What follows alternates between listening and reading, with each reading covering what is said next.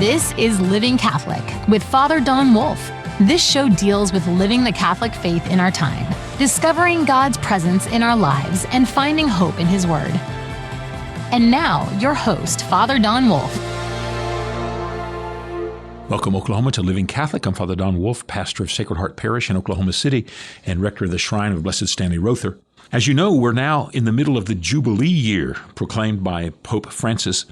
It began on Christmas Eve last year with the opening of the Holy Door at St. Peter's in Rome and ends on the Feast of Epiphany in 2026.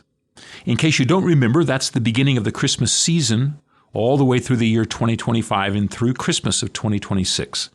It's a time of extraordinary graces and the opportunity to celebrate the gift of God's goodness in our lives. This celebration has an interesting history and an even more impactful treasure encapsulated in the promise extended to us as we enter into it. By now, we all know that the Shrine of Blessed Stanley Rother has been designated as one of the places of pilgrimage here in the Archdiocese.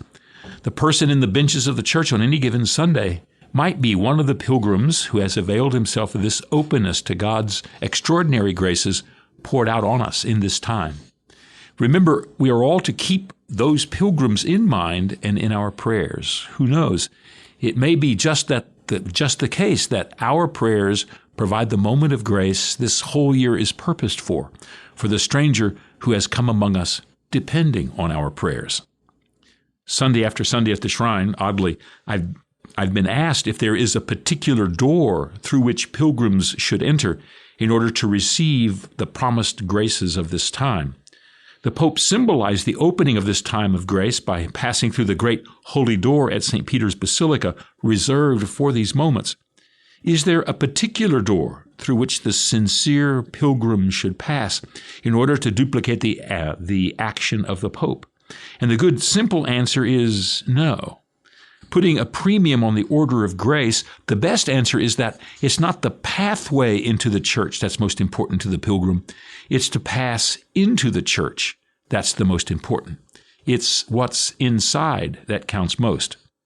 Each pilgrim is invited to receive what the church offers. It's inside where the promise of grace dwells and the opportunity of God's encounter waits. Any door into the church is equally holy. So, everyone should just pass on in. But this highlights one aspect of the Jubilee Year that we have to mention. This year is a symbol of the deeper realities we're urged to invite into our lives. Passing through a doorway is purely a symbol of arriving at the place you desire to be. It's not as if there's a magical power associated with arriving at and then coming into a church.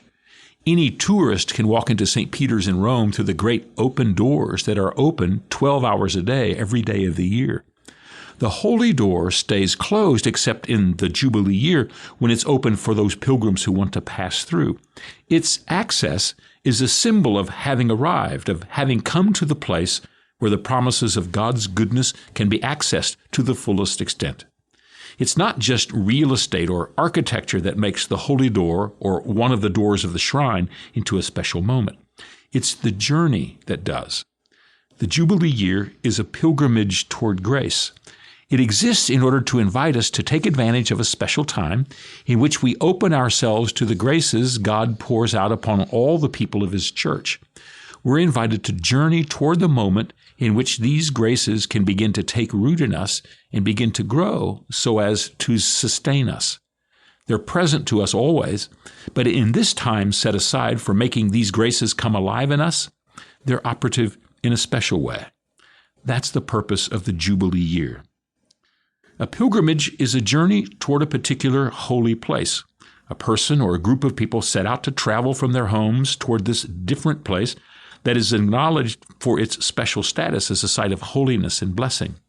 Whether it's a journey of a day or a month, or whether it's an exotic and unknown locale, or it's simply a well-known place, and whether it's a journey filled with difficulties and suffering, or is one filled with all the comforts of a tourist bus, it's a pilgrimage nonetheless. Because the focus of a pilgrimage is not just the destination, but the journey. Getting there is the purpose of going. And in the getting there, the purpose of the trip discloses itself. When a pilgrim begins the journey, she's preparing herself for the holiness she is to encounter at her destination. During the Holy Year, this means the pilgrim is invited to go to confession, receive the Eucharist, and deepen her prayer life. She's invited to be generous to the needs of the poor and to join her prayer with fasting and works of mercy. In short, she's asked to prepare herself to receive the graces God has for her and wishes to extend to her. The journey she's on isn't just geographic, it's a journey of grace. By doing these things, the soul of the pilgrim is open to the blessings of the moment and the gift of holiness at the place toward which she is journeying. That is to say, by going to confession and being merciful, she isn't just traveling the miles on the road necessary to finally arrive at her destination and step through a door. She's traveling the journey of opening her life to God's gifts and making her soul available for transformation as she goes toward her goal.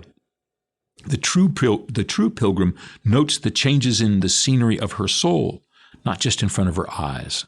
This is the time also when we talk about plenary indulgences. Historically, the notion of indulgences hasn't been treated very well, especially when talking about the history of the Reformation and all that came of it in the subsequent centuries. Truthfully, it's a translation problem, not from one language to another, but from one mindset to another. An indulgence is a way to talk about the graces we receive when we turn our hearts to the Lord's goodness in our lives. That's all. In fact, the substance of the practice is contained in the Word. It's the Lord's indulging our need for His graces. We're offered all that's necessary for our salvation because of God who is profligately generous to us. We're indulged by God's mercy and forbearance. Some people want to have more graspable language when talking about such things, though. They're uncomfortable using terms like grace or opportunity or even generosity because those terms don't really communicate in substantive ways for them. They're too soft for the hard imagination to grasp. For those who don't like vague-sounding concepts, we have another language of definiteness and certainty, and that's where the language of indulgences come from. Certain practices of spiritual growth and discipline were denominated according to how helpful they would be if a person practiced them. To many people, it sounds much more accurate and much more hopeful to talk about an indulgence of, quote, 5 years in purgatory, unquote, than to say that this will be good for your growth in God's love. And so this system of spiritual accounting began to be used. Saying the rosary, for example, could be denominated in terms of how helpful it might be to the struggling soul. It's a laudable practice and an easy way to enter a life of prayer. It could be marked as, say, a 1 in the indulgence it earns. Fasting for Lent and praying the rosary in terms of awakening a person's soul to the goodness of God in his life, that might be, a 5 on a scale of usefulness and benefit. In the Jubilee Year, if a pilgrim satisfies the requirements of going to a full confession, giving alms, attending Mass, and praying the Jubilee prayers, a plenary indulgence is offered. That is, an unlimited indulgence of graces is provided. Of course, it's a way of trying to communicate how helpful any particular practice is for the person who's invited to participate in it. A practice that rates 1 is probably less helpful or maybe less comprehensive than a practice that rates 5, for example. A plenary indulgence is a way to say that this particular practice could have the fullest possible impact on the life of a person. There's nothing more full than unlimited. And as I said, it's a kind of accounting talk. Many people are more comfortable with that kind of talk than other more squishy ways of speaking. But think about it. It is a way of speaking. For example, if a person is invited to make a full confession and make a sincere commitment to alter his life in response to the offer of new life in Christ, and if that acceptance of a new life is reinforced by upright practices like supporting the poor in their need and changing one's life to fulfill God's will, then a person will have set his life on a pathway of true salvation. There would be no impediments to the fullest life God offers in His gift to us. Whether we describe this in the language of plenary indulgence or simply affirm that God offers us the gift of salvation, what's being described is the same thing, and what's being offered is exactly the same. It's a convention of how to use language. The Jubilee Year is a time in which we're all offered to come to know and then to accept the gift of God's goodness in our lives. And many people have asked about what makes this time so special. Is there really a unique time now, not available at other times? Does God really conform to the calendar we establish? Or is this purely an invention of the church in order to get people to pay attention in some contrived way? Those are good questions, deserving of good answers. But first of all, think about a wedding day. We all rightly understand that weddings should be celebrated. A couple gets married, and they're about to change their lives in significant ways that'll make their lives truly different and cause us to think about them differently for the rest of their lives and for the rest of ours. So making this commitment is something important.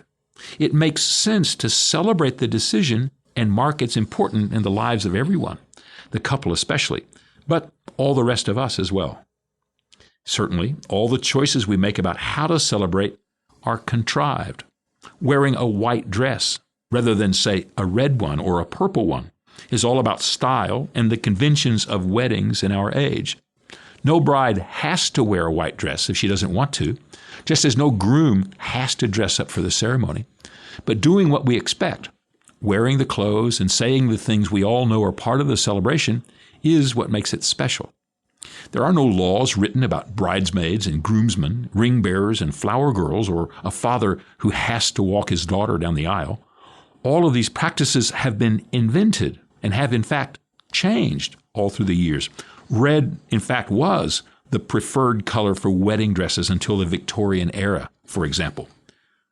All of those customs could be different, and the wedding could still be a celebration, and we would all mark it as an important and life-changing event in equal measure, as long as we all understood that these conventional practices indicate the change in life a permanent, free choice of matrimony really is.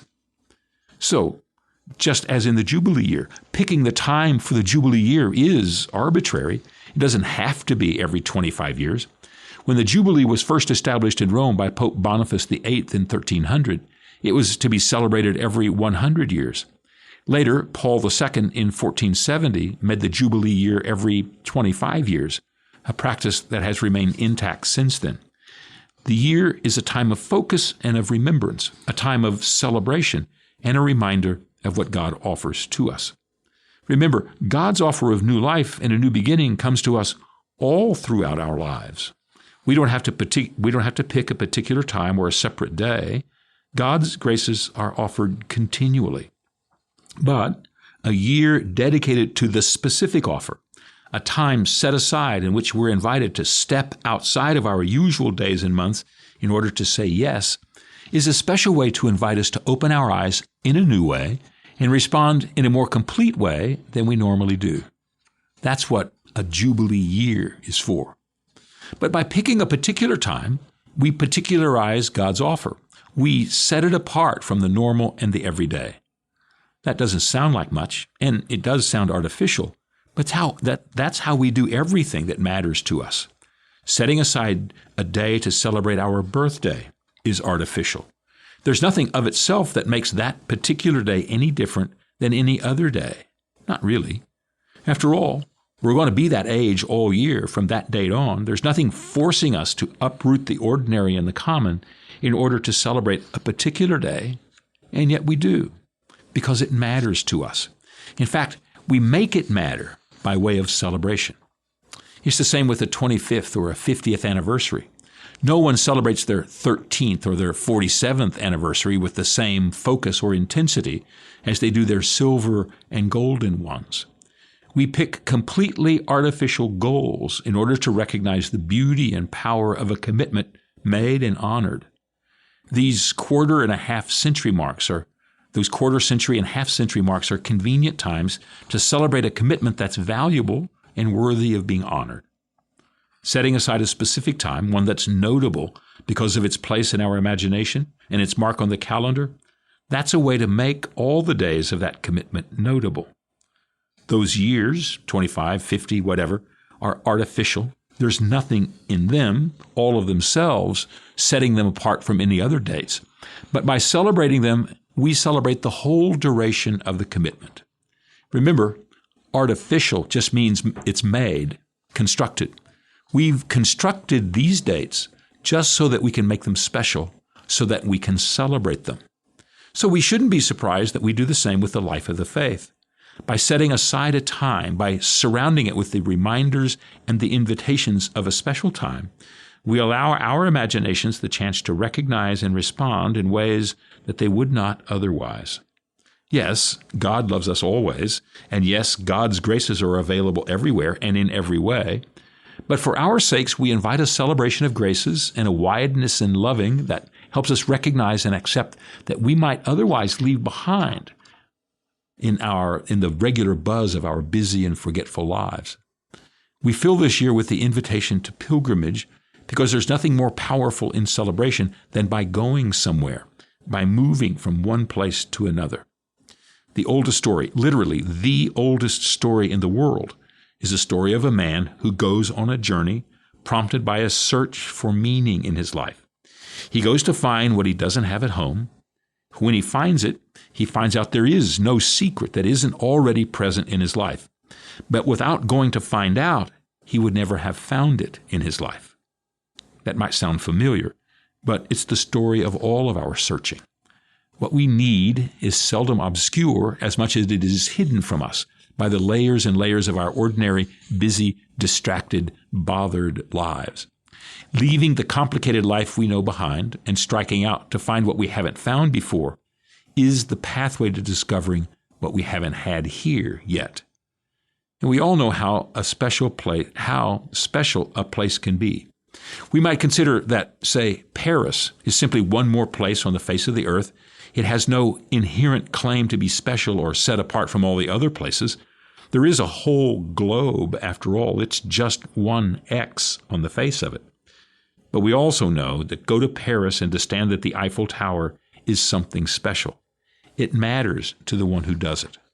Of course, all of us have seen 1,000 pictures of the Eiffel Tower and know it stands as the one great symbol of all of France.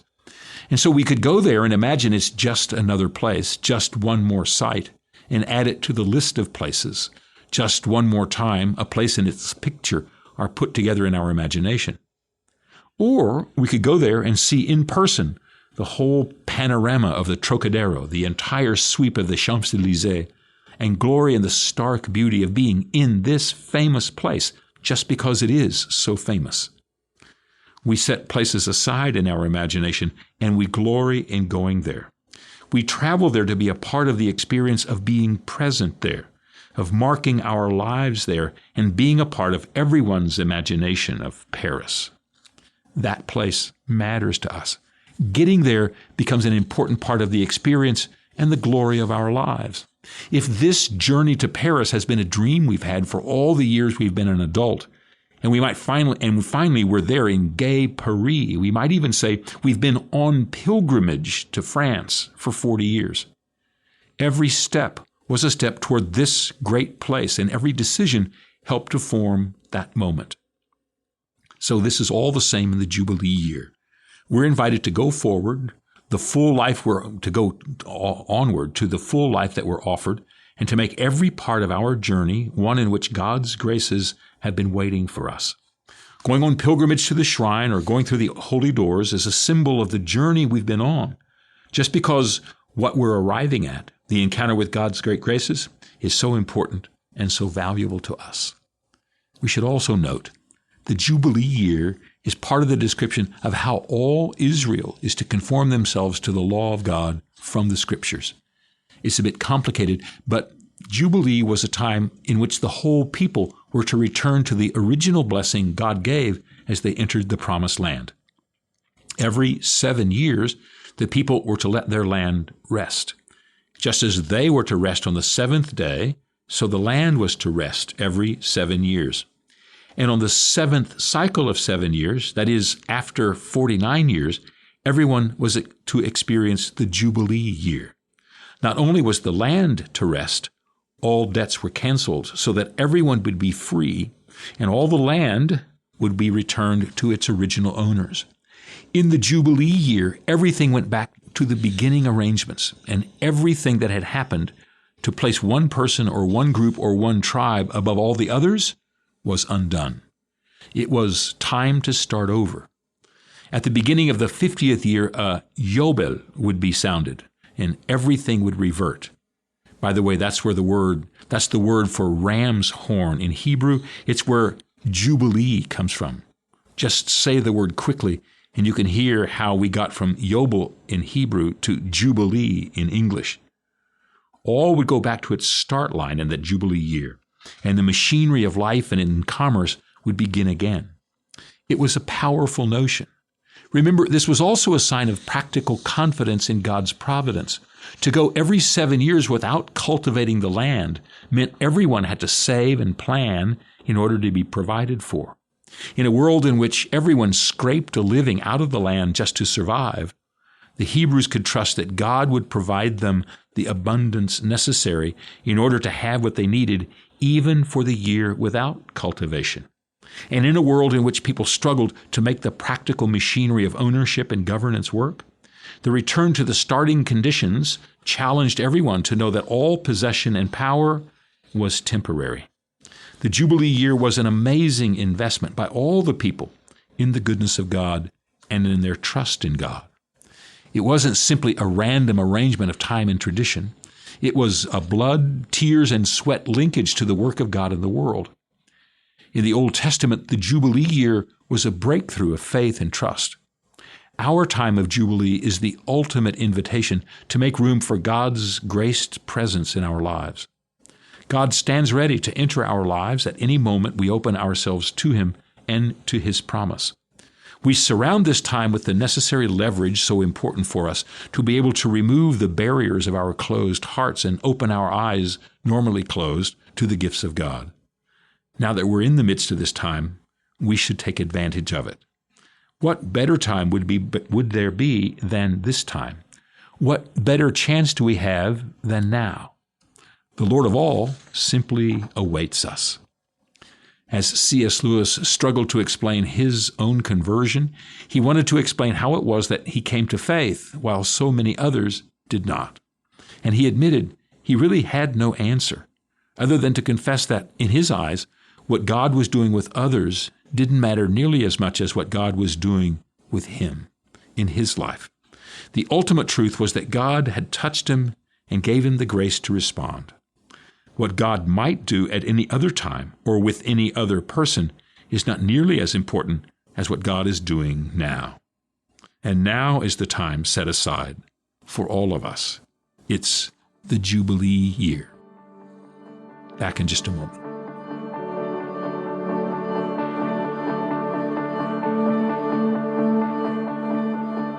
We return now to our final segment, Faith in Verse. We have a poem today called In the Beginning. In the beginning, the Lord said, "Let there be light," and there was light. And so, thus all began in the great act of the creation. And thus also there was night, for the gift of light is to pierce the night, according to the act of God given to us by this inspired revelation.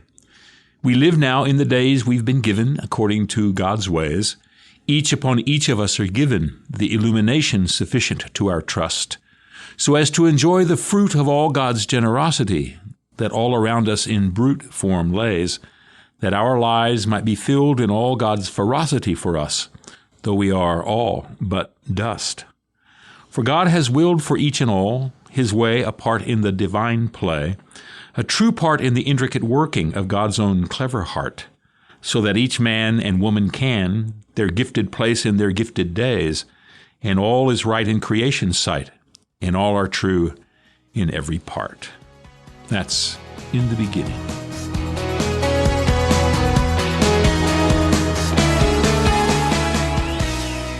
The invitation to encounter Christ more closely comes to us at all times. We hope that you can join us again in the weeks to come. Living Catholic is a production of the Archdiocese of Oklahoma City for Oklahoma Catholic Radio. To learn more, visit okcr.org.